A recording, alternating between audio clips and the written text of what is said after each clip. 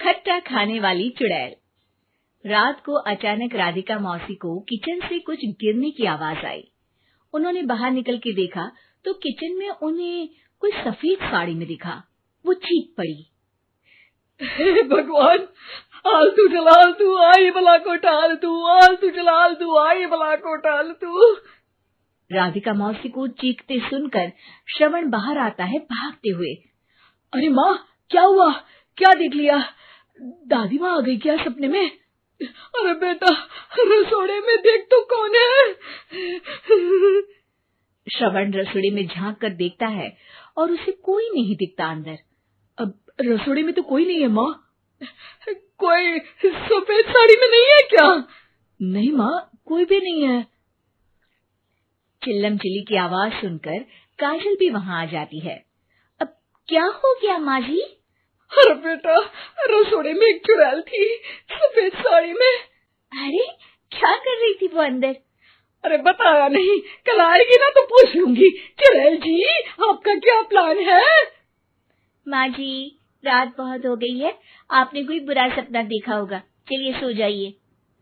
राधिका मौसी सोने तो चली जाती है, पर उनको रात भर नींद ही नहीं आती। वो कुछ भी उलझुल बातें सोचने लगती है। कहीं चुड़ैल की वजह से तो घर में टेंशन नहीं हो रहा, कहीं उसी की वजह से तो वो दादी नहीं बन पा रही। सुबह जब राधिका मौसी रसोड़े में छानबीन करती है तो पाती है कि नींबू का अचार गायब है।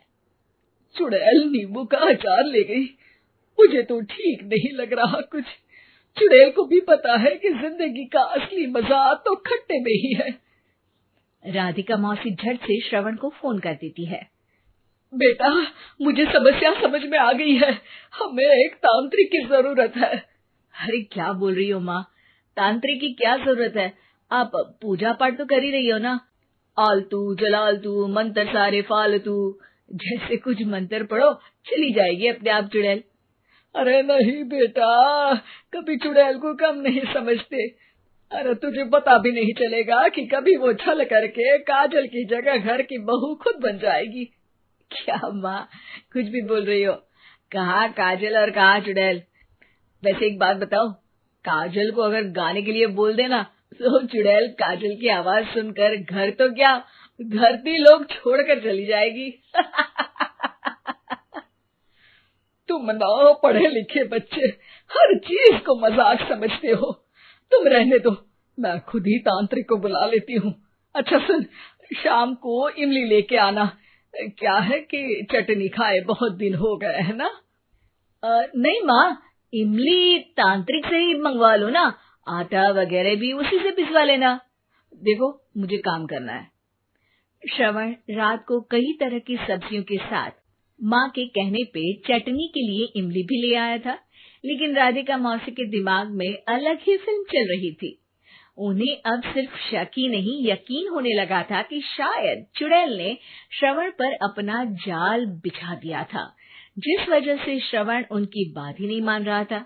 पर कोई नहीं, आने वाली रात में राधिका मौसी खुद तैयार हो गई चुड़ैल को पकड़ने के लिए। रुद्राक्ष की माला, तुलसी का पत्ता, हनुमान चालीसा सब हाथ के पास ही था, बस चुड़ैल का इंतजार था। और जैसा राधिका मौसी ने सोचा था वैसा ही हुआ। वो चुड़ैल उस रात भी आई, पर वो राधिका मौसी से तेज निकली और राधिका मौसी के उससे पकड़ने के पहले ही वो भाग खड़ी हुई। जरूर बहू पे साया है उस चुड़ैल का, तभी तो श्रवण के कमरे में गई है। और अगली सुबह राधिका मौसी पिछली रात हुए हमले में किन चीजों का नुकसान हुआ उसका हिसाब लगा रही थी। उनके खेमे से एक आम के अचार की शीशी भी गायब हो चुकी थी और वो इमली भी जो कल श्रवण लेकर आया था। राधिका मौसी इस बारे में सोच ही रही थी कि श्रवण जल्दी से रसोड़े में आकर दवाइयों की पोटली ढूंढने लगता है। अरे बेटा, क्या हो गया? अब माँ, वो काजल की तबीयत खराब है, बहुत घबराहट हो रही है उसे।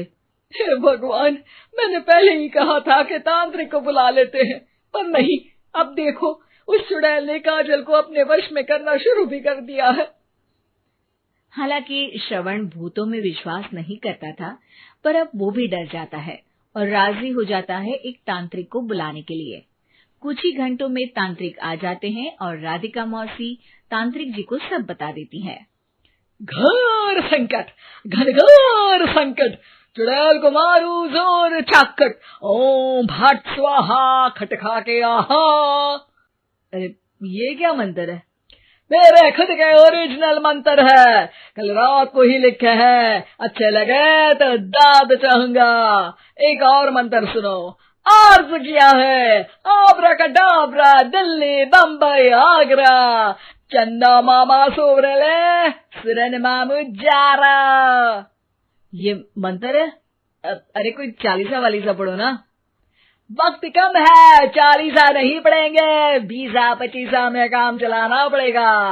अलग निरंजन जाके लंदन, मुफ्त का मंजान घिस मेरे नंदन। अरे जल्दी करो तांत्रिक जी, जल्दी करो। तांत्रिक अपने उल झलूल मंत्र पढ़ने लगता है। श्रवण को तांत्रिक पे शक होता है। वो अपने एक डॉक्टर दोस्त को कॉल कर देता है ताकि कोई अनहोनी हो तो इमरजेंसी में चीजें मैनेज हो जाए। तांत्रिक धुनी रमाता है, जिसकी वजह से कमरे में काफी धुआं हो जाता है और जिसकी वजह से बहू की घबराहट बढ़ जाती है। अब भागेगी चुड़ैल। हाँ। बहू खांसते हुए धुएं से बचने के लिए बाहर चली जाती है। अरे भाग रही है, भाग रही है। पीछे पीछे श्रवण भी जाता है। बहू एक सोफे पर बैठ जाती है। तभी डॉक्टर दोस्त आ जाते हैं और श्रवण को पानी लाने के लिए कहते हैं। थोड़े चेकअप के बाद डॉक्टर कहते हैं, मेरे हिसाब से जाप का काम पूरा हो गया है। क्या मतलब? अरे कुछ भी नहीं माँ, कोई चुड़ैल नहीं है, खुशखबरी है, अब दादी बनने वाली है। मगर वो सब अचार के डब्बे। श्रवण दोनों अचार के डब्बे अपनी माँ को दिखाता है, जो कि उनके बिस्तर के नीचे छुपे हुए थे। आपने सही बोला था माँ, वो चुड़ैल काजल ही थी जो खट्टा खा रही थी।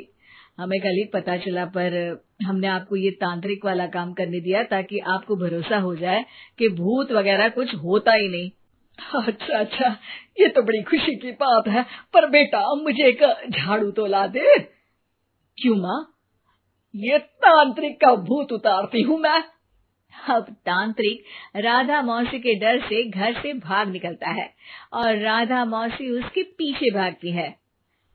अरे संकट ये घनघोर है, तांत्रिक मुआ चोर है।